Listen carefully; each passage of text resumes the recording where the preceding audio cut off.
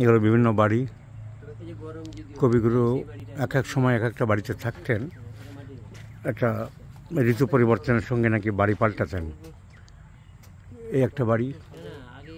এই বাড়িটার নাম কি বললেন? এই বাড়িটার নাম এটা উদিচি।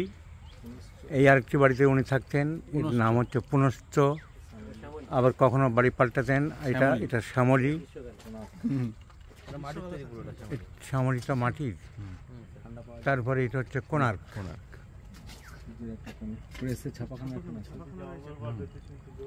মডেলগুলো কিন্তু অসাধারণ স্যার।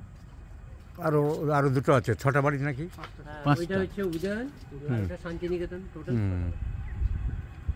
তো এরকম এক একটা ঋতুতে এক একটা বাড়ি। তো জায়গা জমি কেনা ছিল ওনার বাবার, জায়গা কিনতে হয়নি, পরে হয়তো বাড়িগুলো বানিয়েছে।